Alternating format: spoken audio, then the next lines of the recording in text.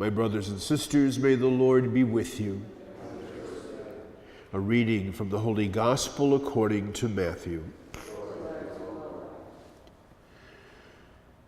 Jesus said to his disciples, I tell you, unless your righteousness surpasses that of the scribes and Pharisees, you will not enter into the kingdom of heaven. You have heard that it was said to your ancestors, you shall not kill, and whoever kills will be liable to judgment. But I say to you, whoever is angry with his brother will be liable to judgment. And whoever says to his brother, Raca, will be answerable to the Sanhedrin. And whoever says, you fool, will be liable to fiery Gehenna. Therefore, if you bring your gift to the altar, and there recall that your brother has anything against you, leave your gift there at the altar. Go first and be reconciled with your brother, and then come and offer your gift. Settle with your opponent quickly while on the way to court with him. Otherwise, your opponent will hand you over to the judge, and the judge will hand you over to the guard, and you'll be thrown into prison. Amen, I say to you, you will not be released until you have paid the last penny. The Gospel of the Lord.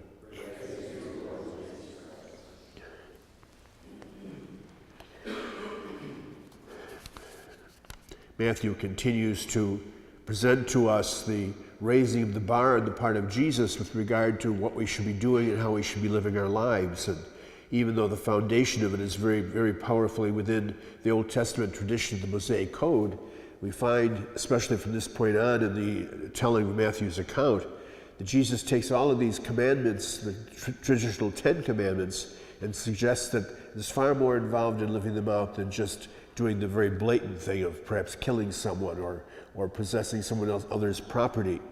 He suggests today specifically it's even what our attitude and our mind is how we think about another person we're also responsible for.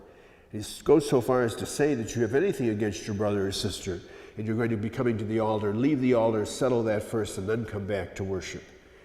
Well, in a sense, probably every single one of us, in all honesty, here and out in our watching with us on television, can think of somebody in their life that they've said a wrong word to or have thought a wrong thought about. And so we probably all have to get up and walk out in order to take that suggestion of Jesus to heart and to do something about it.